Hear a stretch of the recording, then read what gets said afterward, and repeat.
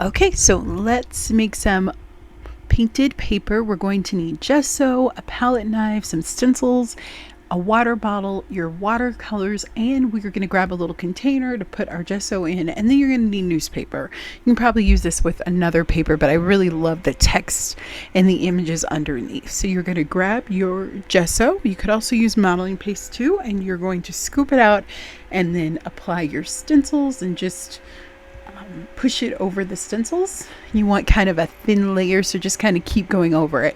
Now with your stencils, you want to make sure that this gesso does not dry on them because it will ruin your stencils, but it's really fun and it gives this really cool resist, and kind of the watercolor gets in between it. I just love the way that it looks, and it has beautiful texture too. So you can just do this as many times as you want. I like to flip it over and get off as much gesso as I can on just a scrap piece of newspaper. I get these newspapers at just my local supermarket.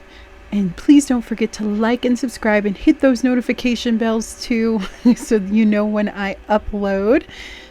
And then I'm just using popsicle sticks. So if you don't have a palette knife, you could absolutely use a popsicle stick and spread it around. It's a little bit messier, but it works. And this is a great way to use all those beautiful stencils that you have that have so many gorgeous patterns.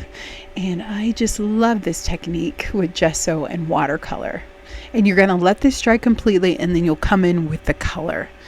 And I just did one application of color, but you could do multiple applications of color and really get that pigment in there really, really well. But I'm always looking for fun painted paper projects because I love to collage, and this is definitely a special piece of paper. So you can use this in your journal, you can use it for collage projects, you can use it for so many different things as a layer on a canvas that you're working on. And I love that a little bit of the background kind of shines through too. You can't, get that from any other technique. You're just going to remove it, and then I like to spray down my stencils, and then I take a baby wipe and wipe them down, or a rag, because as I said, you don't want the gesso to dry.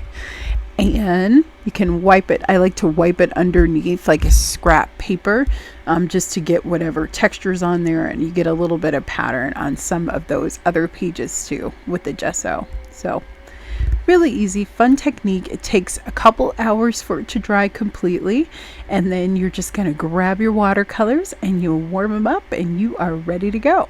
So I think this is the last one I'm going to wipe down. And I just do back and forth after I spray them down. Alrighty, we're just going to keep going here. And then I'm going to grab some more. And this will be kind of my last one. But I really like it with the stencils because you can overlap them. So, and you can turn the stencils a different way. And it's just going to look so cool. And customized with this beautiful texture. It's really fun. And I use watercolors. We could absolutely use acrylic paints. I think that inks would work really great for this process too. So if you have spray inks, that would work awesome too.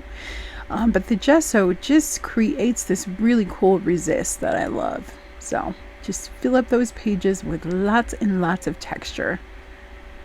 This is definitely addictive, but it's some of my favorite painted paper that I use all the time.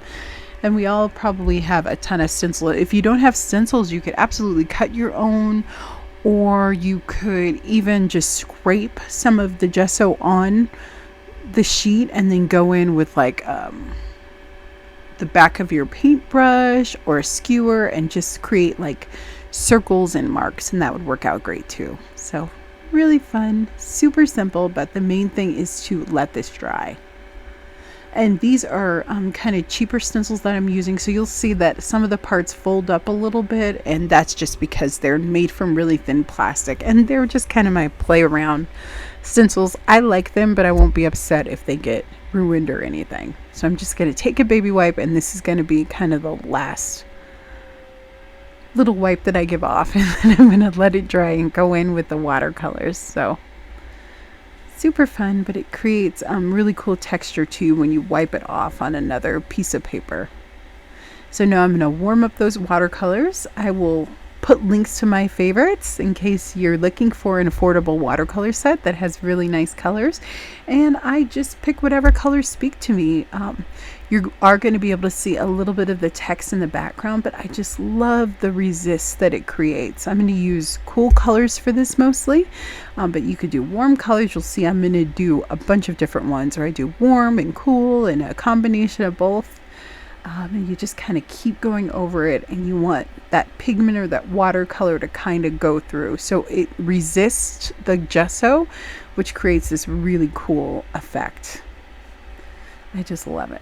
And just the way that watercolor kind of goes on to newspaper, I absolutely love. It's definitely one of my favorite things to work with when you can grab newspaper. It can be hard to get it nowadays, but it's really fun.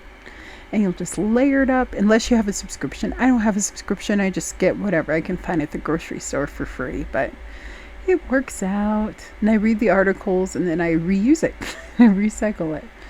So let's grab some more. This time let's start with some warmer colors. I'm going to do some pinks and some reds and some oranges. So there's no wrong way that you can do this, and you can keep adding in the watercolors. You can let this dry a little bit. Don't add too much water, of course, because you'll tell your paper, but you can keep going in with more and more color and pigment. And the great thing is, because this has kind of texture that is a little bit elevated, you can go in with other paint and rub it on top too, like with metallic paint. I think that'd be really pretty too. I'll probably leave that for when I actually use the paper, but the texture is just so pretty that you can do it. And I love when you apply the watercolor, how like all of the beautiful patterns just kind of appear. It's so much fun. And I even get a little bit watercolor on the edges too. And you just set this aside to dry. It doesn't take very long, and you can use it in all of your projects. Just remember, with the watercolor, it might bleed a little bit or move, so keep that in mind. If you want it to be permanent, then please use like permanent pigmented paints, like acrylics would work well for this, or anything like that, or even acrylic inks would work well too. So really fun. I hope that you try this. If you do, please tag me so I can see all of your amazing work. I love creating painted papers. Let me know if you have a technique for creating your own custom painted papers. I have a bunch of videos on how I make my own painted papers, but I'd love to use them, and there's just something special about making your own kind of paper. So I'll see you guys later. Have a wonderful week, and bye bye. Happy creating.